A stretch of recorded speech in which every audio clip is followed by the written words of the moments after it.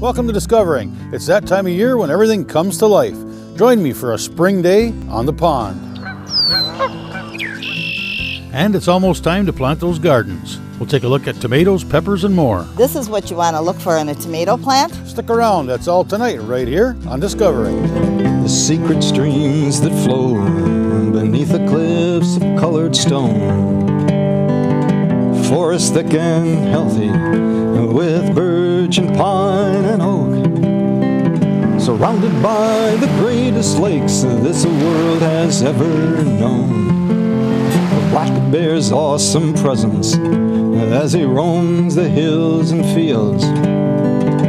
Call of the timber wolf, the loon's lonesome trill. The eagle soaring high above, the trout lies deep and still. These are what I treasure, the only way I measure feelings that I have for this fine land. There is so much to discover when you're a long-time lover of northern Michigan.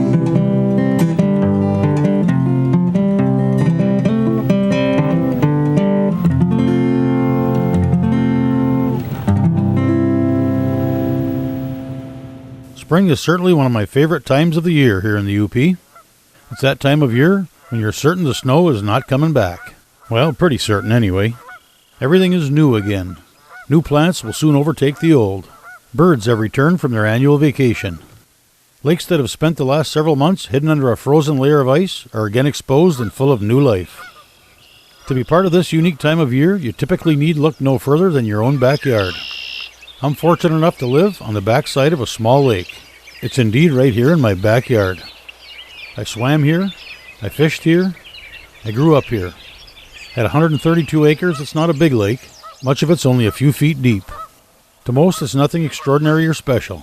It's just another UP lake. But to those who grew up here, it is a special lake. A lake simply known as the pond.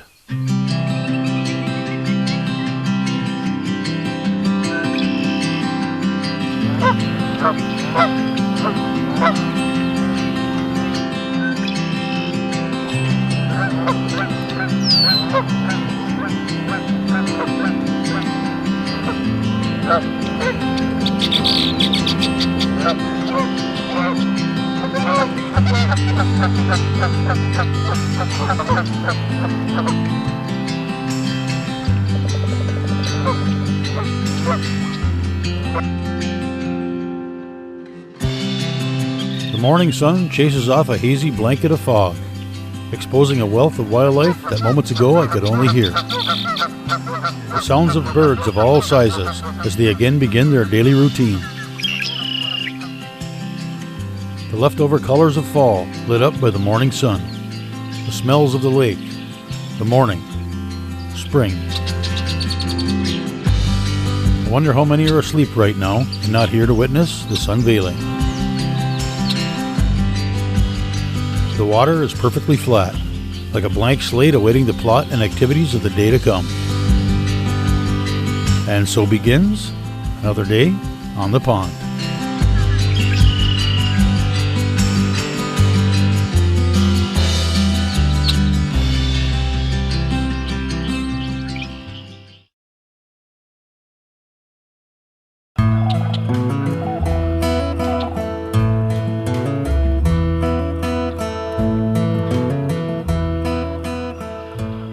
One of the sure signs of spring is the return of a wide variety of migratory birds.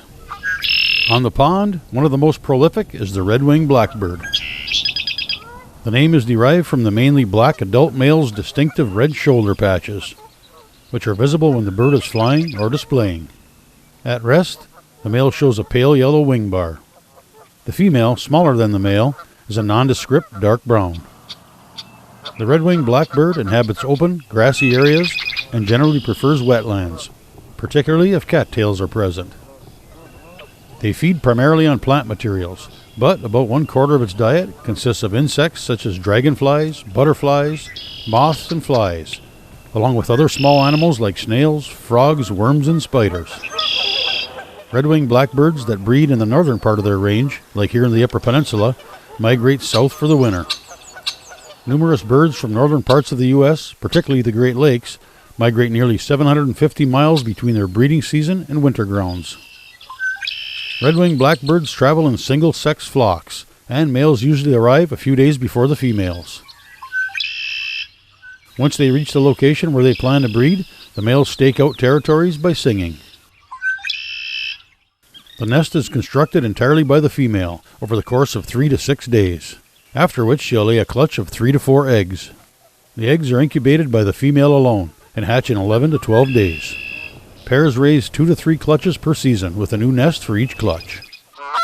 The calls of Canada geese, often mistakenly referred to as Canadian geese, signal the transition to spring.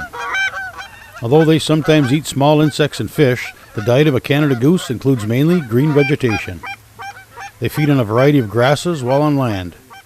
In the water, they feed from silt at the bottom of the lake, along with aquatic plants. During the second year of their lives, Canada geese find a mate, and most couples stay together for the remainder of their lives. The female lays an average of 5 eggs, and both parents protect the nest while the eggs incubate. Its nest is usually located in an elevated area near water such as streams, lakes, or ponds. The annual summer molt also takes place during the breeding season. The adults lose their flight feathers for 20 to 40 days, regaining flight about the same time as their young goslings start to fly. As soon as the goslings hatch, they are immediately capable of walking, swimming, and finding their own food. They enter the fledgling stage any time from 6 to 9 weeks of age and do not leave their parents until after the spring migration, when they return to their birthplace. Canada geese are known for their seasonal migrations. They fly in a distinctive V-shaped formation at an altitude of about 3,000 feet. The maximum flight ceiling of Canada geese is unknown, but they have been reported as high as 29,000 feet.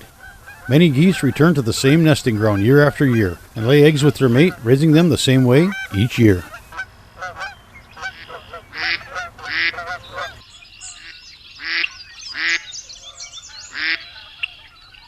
Ducks exploit a variety of food sources such as grasses, aquatic plants, fish, insects, small amphibians, and worms. Most ducks can be categorized as either dabbling or diving ducks. Dabblers have small feet and legs that are situated further forward. They feed on the surface of the water or on land, or as deep as they can reach by upending without completely submerging. Diving ducks, or divers, are ducks that propel themselves underwater with large feet and short legs situated further back on their body. They're heavier than dabbling ducks, allowing them to submerge more easily. Many ducks that dive also dabble. A resident here on the pond, the bald eagle makes its home near wetland habitats where there is open water and an abundance of fish.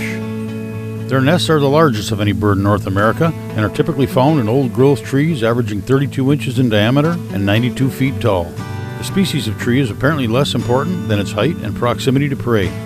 The largest recorded nest measured nearly 10 feet wide and 20 feet deep. The bald eagle is a powerful flyer and soars on thermal convection currents. It travels at 35 to 43 miles an hour when gliding and flapping, and its dive speed is between 75 and 100 miles an hour. Bald eagles are sexually mature at 4 to 5 years of age. When they're old enough to breed, they often return to the area where they were born.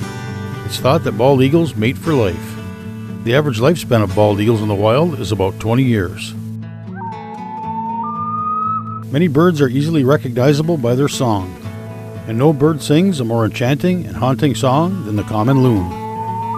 Their most common vocalizations are categorized in 4 main types: the tremolo, the yodel, the wail, and the hoot. Each of these calls communicates a distinct message.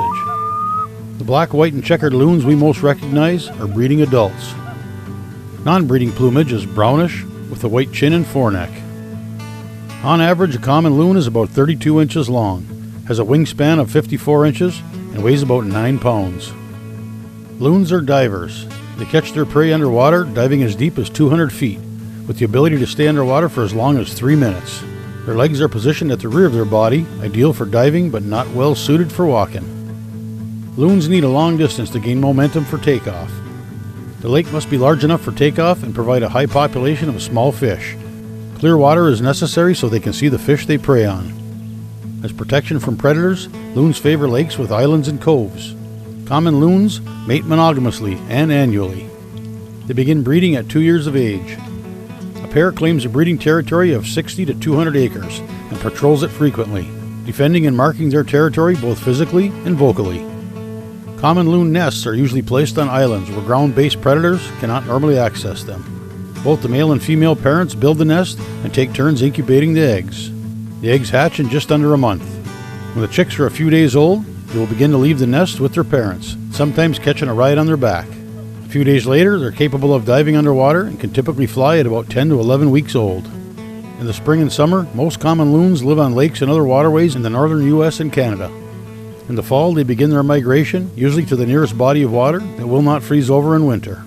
Great Lakes loons typically head for the Gulf of Mexico.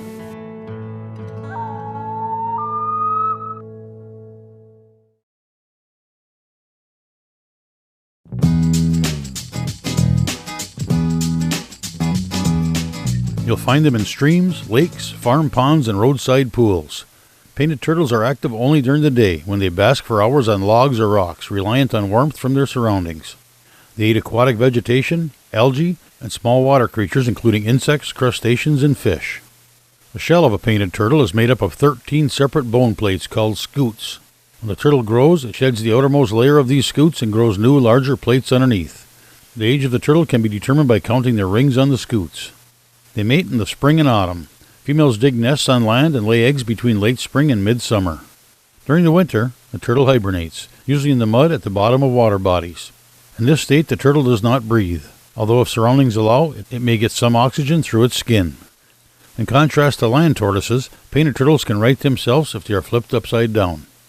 The longest-running study in Michigan has shown that painted turtles can live more than 55 years. In their environment, the common snapping turtle is at the top of the food chain. In shallow waters, they'll lie beneath the surface, stretching their long necks for an occasional breath of air. Snapping turtles eat both plants and animals, and are important aquatic scavengers. Snapping turtles are believed to have evolved the ability to snap as a defense mechanism, because unlike other turtles, they're too large to hide in their shells. They'll bite humans, but only as a last resort. Studies have shown that some do not hibernate, but remain active under the ice during the winter. Hibernating snappers do not breathe for more than 6 months. They get oxygen by pushing their head out of the mud and allowing gas exchange to take place through membranes in their mouth and throat. Their lifespan is not really known, but some studies suggest a maximum of over 100 years. Muskrats build nests to protect themselves and their young from cold and predators. During the spring, they often fight with other muskrats over territory and potential mates. Muskrats are most active at night or near dawn or dusk. They feed on cattails and other aquatic vegetation. Plant materials make up about 95% of their diets, but they also eat small animals such as frogs, crayfish, fish, and small turtles. They don't store food up for the winter, but will sometimes eat the insides of their houses. Muskrats help maintain open areas and marshes, which helps to provide habitat for aquatic birds. Muskrats, like most rodents, are prolific breeders. Females can have 2 or 3 litters a year of 6 to 8 young each, and their populations appear to go through regular patterns of rise and decline over a 6 to 10 year period. Muskrats commonly share their habitat with another semi-aquatic rodent, the beaver. The North American beaver, also known as the Canadian beaver, is known for its natural trait of building dams on rivers and streams, and building their lodges in the resulting pond. In the absence of existing ponds, beavers must construct dams before building their lodges. First they place vertical poles, then fill between the poles with a crisscross of horizontally placed branches. They fill in the gaps between the branches with a combination of weeds and mud until the dam holds enough water to surround the lodge. They use powerful front teeth to cut trees and other plants that they use for both building and for food. Beavers do not hibernate, but store sticks and logs in a pile in their ponds, eating the underbark. They have poor eyesight, but a keen sense of hearing, smell, and touch. They're good swimmers and can stay underwater for as long as 15 minutes.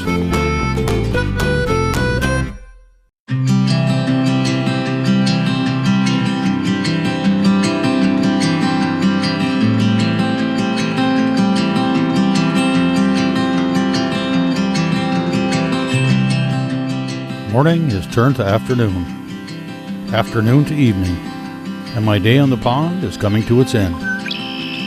The lake comes alive again as the sun begins to set. The geese, the ducks, redwings seem to give it one last hurrah before handing off the lake to the night. Their song soon fades away, as it's overwhelmed by the chorus of the spectacular night choir. There's probably no other sound that so much signifies the fact that spring is truly here than the singing of the frogs. As night rolls over the pond, it's time to separate and head indoors. But that's okay. It'll all still be here tomorrow. And what I take with me is the reassurance that it's a good thing, a necessary thing to take the time to experience even the simplest of things. Things in my own backyard. To take in and enjoy those things that so often pass by unnoticed with the hustle and bustle of every day. I may just come back out in the morning again to greet the new day and be a witness to the same scenario that will play out again as sure as the sun will rise. With each trip, I see something different, learn something new, find something I somehow missed the last time. Yep, I grew up here, and I wouldn't trade it for anything. And today? Well, today was just another day on the pond.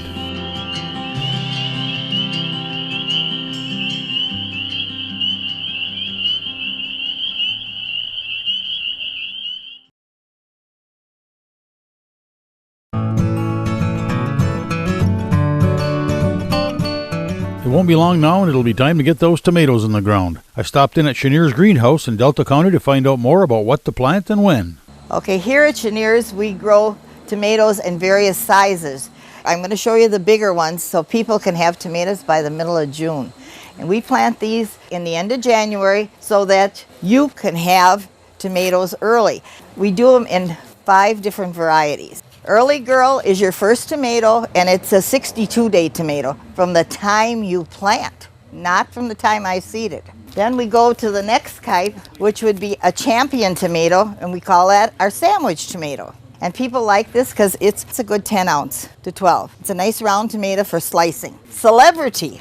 Celebrity is your top tomato in the United States. And Celebrity is roughly a 72-day. Then we have Better Boy. These are the main ones that are sold here mainly in the UP and all over the United States. Almost a 72 to 75 day. Then we go to Mountain Fresh, which is a nice big tomato again, but that's a 75 day. Extra sweet, and people really like them. It's a good tomato. Then we have your Roma, you're using for sauce and making salsa. And then we have Big Beef, which is a bigger tomato again, and it's like a 70, 80-day tomato. And Beefmaster, which is 85. The Lemon Boy, and that's for people that cannot have acid.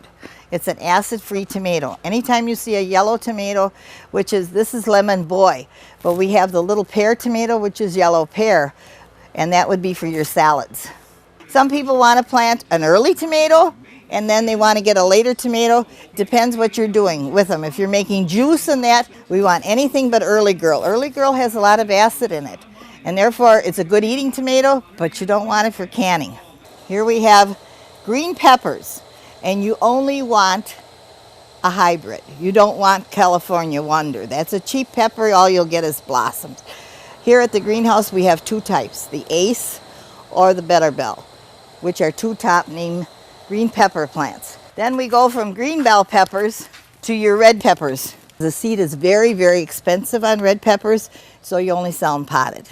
Then we have the orange peppers, which is another specialty, the big bell pepper, but it's orange. They're sweet peppers, and this is your sweet banana. They grow like bananas the long way. They grow tons of peppers. Now we're going to start hot peppers, and this here is a mucho nacho. It's a large jalapeno that you can stuff. So it's a mild hot, not a hot. Garden salsa, another hot pepper. They use it in making salsa also, and it's not real hot. It's about the same hotness as a jalapeno.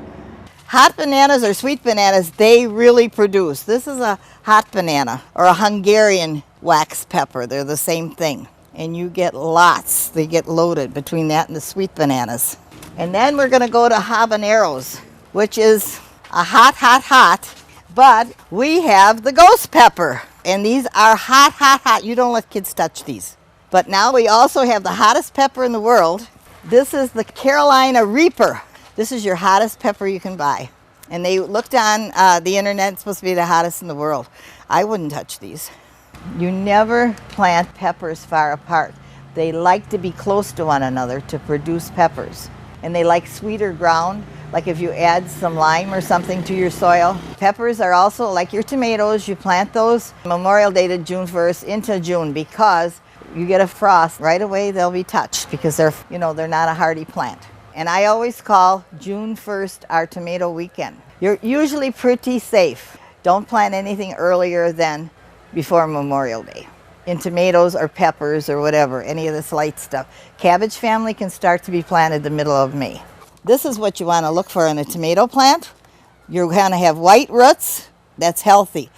If you're going to put them in pots, make sure you put the ready-made mixes. You don't put just regular dirt. A lot of people want to put them in pots, but you better use the right type of soil, or I'll tell you, you'll never have a good tomato plant. When we're buying our tomatoes, we want to look for the quality, the color of the greens. You don't want anything that is yellow, but you want to make sure when you do plant your tomatoes, you also never use 10-10-10 on tomato plants. You want to use a liquid fertilizer. This is very important. In planting a tomato plant, we'll take them out of the pots or the cell pack, and if they're really a long, tall plant, you lay them down. Roots to the north, plants to the south, and nature brings them back up. But when they're a shorter plant, we just have to put them right in the ground. And we water them with fertilizer after you get them, or bone meal. That's another a good way. Bone meal is the lasting fertilizer. When you plant onions, whether you're using the bulbs or the seed onions, you plant them in a row. Within a month, you've got green onions. So every other one you go through and you pick up. The rest of them then go to become a big onion. What the sets we find are producing smaller onions. We don't know why, but when you plant a seed onion, you get a nicer crop. Here's your neatest thing now in gardening. It's called City Garden Mix lettuce. You plant them in a pot, let it get big, about that high. You will cut it, 4 days it regrows, and you got lettuce. And it lasts almost all summer. It's only been out like, say, 4 years with this. It's quite a fantastic thing. Well, that's it for tonight. If you'd like to keep tabs on what's coming up on Discovering or see where we've been, you can join us on Facebook or go to 906outdoors.com. Thanks for watching, and we'll see you next week right here on Discovering.